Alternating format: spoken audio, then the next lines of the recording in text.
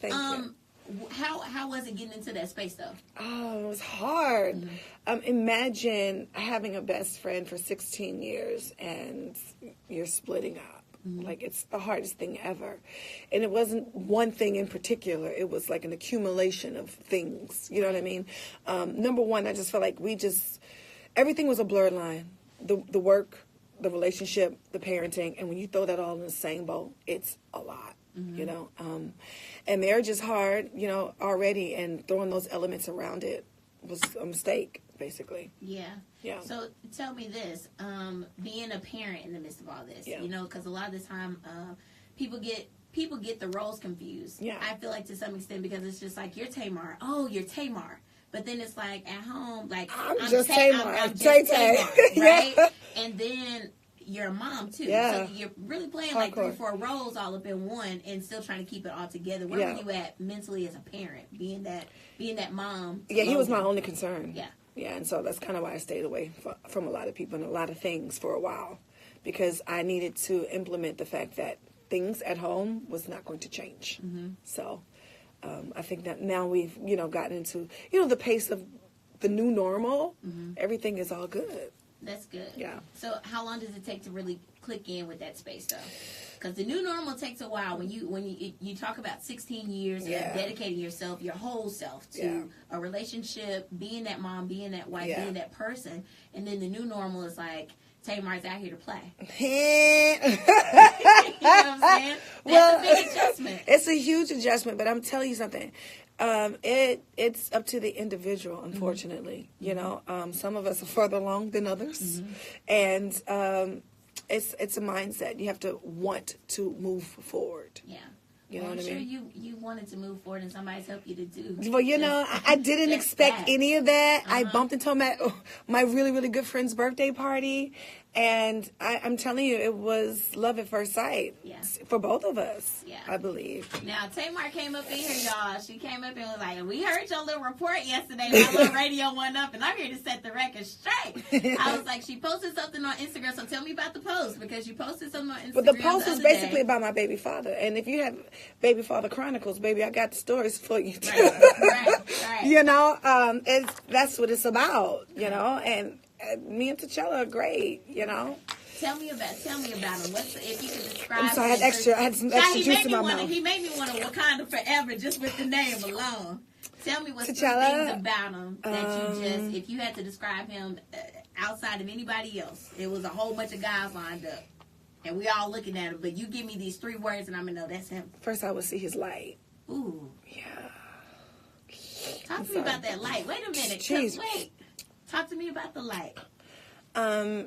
He is beautiful inside and out, and he's so positive, and he's radiant. Like this light. He's kind and he's smart and he's, you know, thoughtful, and he thinks about other people's feelings, and you know, he's helped me be a better person. You know, and look at the bright side of things, and not look at, you know, well, they did this to me, so I'm gonna be like that. It's like, no, well, you have to remain who you are at all times.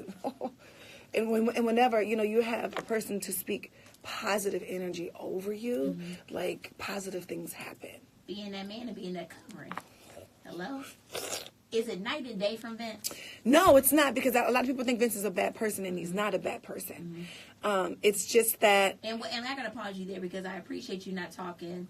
You had a lot of opportunities to kind of just like take digs, and you haven't. Because it's not necessary. It's not necessary, because then I'd be lying, and I'm not a liar. I am outspoken, but I'm not a liar. Whatever I say, you always can take that to the bank, you know, and cash that check.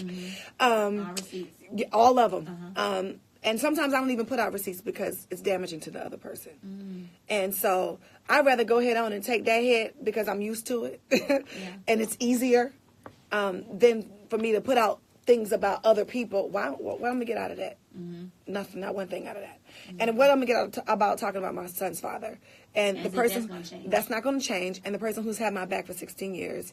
And I mean, I'm not saying at all times were we, you know, on the up and up and everything was great. No. But for the most part, he's not a horrible person. He's not a horrible person. Period. And he's a great businessman. I'm sorry. I'm with it. Do you think your relationship is going to change Has it changed? Yeah, because see, here's the thing. 16 years ago, Tamar was not the same woman. You know what I mean? I wanted different things. How have you grown? I've grown a lot, and I know that I have because T'Challa, I'm sorry.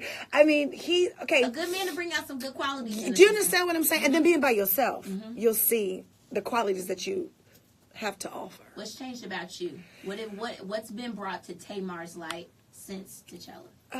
Since T'Challa, T'Challa.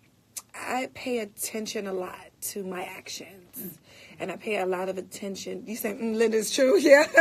I make sure at the end of the day I walk away, making sure I've done something for somebody else, and not just for me. Like, no, what is this? It's not for me. None of this is. I feel a sense of, I love that we're talking like this. Yeah. I feel like you're like my big sister. We just like catching up. I feel like there's been a turn of accountability concerning you. Yeah. And I say that because as a fan, I appreciate your artistry and I see you as a person. Yeah. And the accountability factor has changed. I see, so you say in the sense to T'Challa that you're recognizing different things about you. Mm-hmm. That's accountability, right? You're taking responsibility for actions. What made you want to come out with the situation about the child molestation situation? Well, that situation was brought out for me. Mm-hmm. We shot the show, and I was sitting around the table, and it came out. Mm-hmm. And I never had a conversation about it. And, being on reality TV, which is not my favorite thing to do anymore, I just wasn't sure if they was going to air that and air it in the way that they wanted to air it.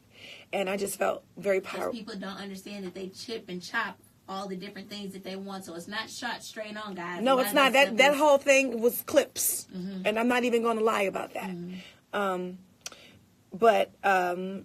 Yeah, I just kind of had to take my power back. You know what I mean? Because it wasn't my choice to